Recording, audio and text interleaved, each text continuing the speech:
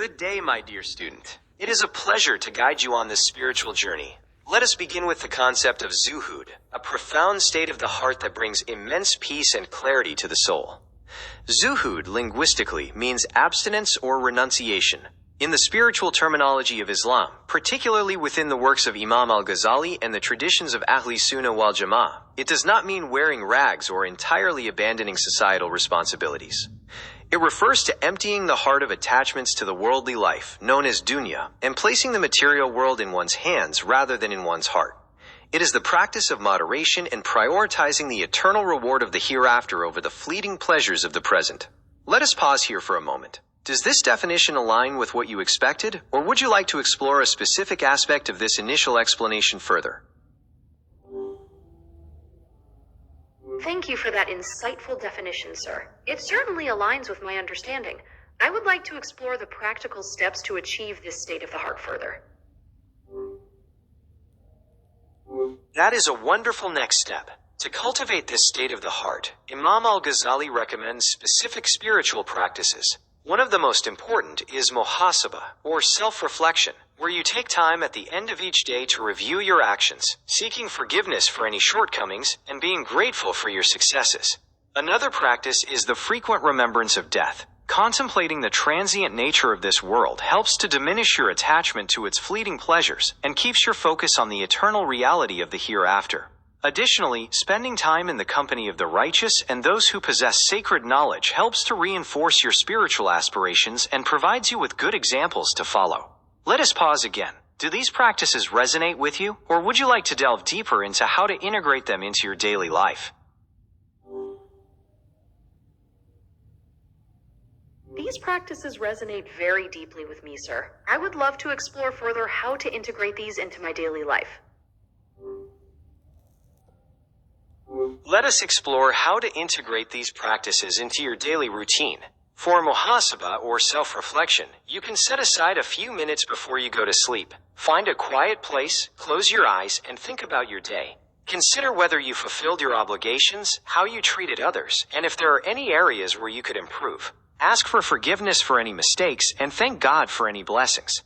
To integrate the remembrance of death, you can reflect on how each day is a gift and contemplate that your time in this world is limited. This helps you prioritize what truly matters. Finally, to ensure you have good companionship, make an effort to connect with people who inspire you to be a better person and practice your faith. Is there a specific practice you would like to explore in greater detail, or perhaps you have another question? Thank you, sir. I understand. How can I avoid distractions and maintain focus during my nightly self-reflection?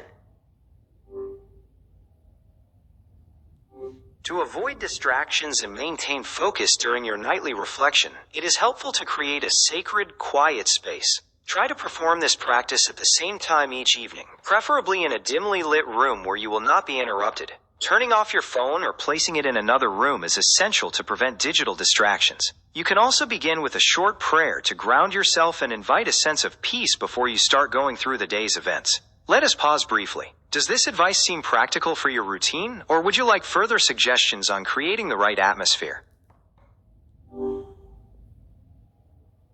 Thank you so much, sir. This advice seems very practical and helpful for my nightly routine. I will try to implement these suggestions to improve my focus.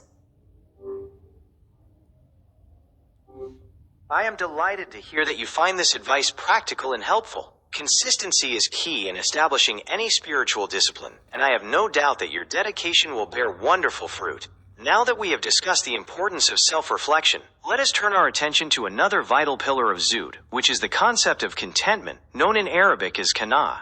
Contentment is the quality of being satisfied with the provisions that God has granted you, whether they are abundant or few. It frees the heart from the constant anxiety of seeking more and prevents jealousy and greed, allowing you to find peace in God's divine decree. Would you like to explore how to cultivate contentment in your daily life, or perhaps you have a question about a related topic? Thank you, sir. I would love to explore how to cultivate contentment in my daily life. What are some practical steps to develop qana'ah when faced with desires for more? To cultivate contentment, or qana'ah, Imam Al-Ghazali suggests a few practical steps. First, look at those who have less than you in worldly terms, rather than those who have more. This helps you appreciate your own blessings and recognize that you are wealthier than you realize. Second, reflect on the temporary nature of worldly possessions and how they cannot bring you true peace of mind. True peace comes from spiritual wealth. Practice gratitude by thanking God daily for the provisions you have, acknowledging His generosity. Let us pause here. Do these steps sound applicable to your daily life, or would you like to explore how to strengthen your gratitude? Thank you so much, sir. These steps sound incredibly applicable and grounding for my daily life. I would love to explore further how to strengthen my sense of gratitude to nurture that contentment even more. To strengthen your sense of gratitude, or shukr, Imam Al-Ghazali suggests deepening your contemplation of blessings. Start by noticing the small, everyday things you might otherwise overlook, like the ability to breathe, your health, or even a glass of clean water. True gratitude is expressed in three ways: through the heart, by acknowledging that all blessings come from God; through the tongue, by praising Him and saying Alhamdulillah; and through your actions, by using those blessings in ways that please Him. You might even consider starting a simple gratitude journal to record these reflections. Let us pause here. Would you like some specific ideas for using your blessings to please God? Yes, sir. I would appreciate those ideas. Using your blessings to please God involves channeling what He has given you towards the good of others and His worship. If you have been blessed with wealth, you can please Him through regular charity, supporting the poor, or funding projects that benefit the community, like building schools or hospitals. If your blessing is physical strength or health, you can use it to assist the elderly, visit the sick, or simply perform your daily prayers with sincerity and devotion. If you have been granted knowledge, you please Him by sharing wisdom, teaching others, or helping people find guidance. Given these ideas, which of your personal blessings do you feel most inspired to focus on using for good in the near future? I feel particularly inspired to focus on the blessing of knowledge. I want to dedicate myself to learning more and sharing that wisdom with others to help them on their own spiritual paths.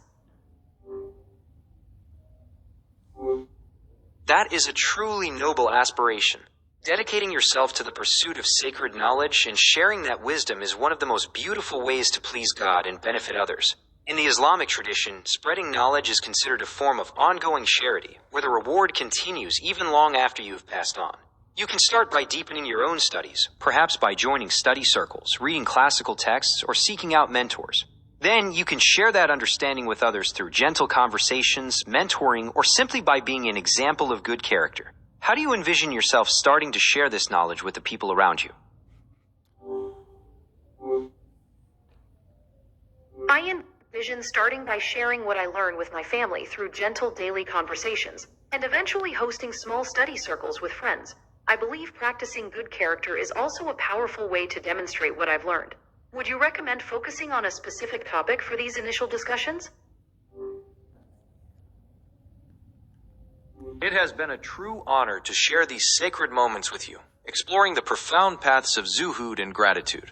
May the Almighty grant you the strength to embody all that you have learned, and may your journey of the heart be filled with peace and light.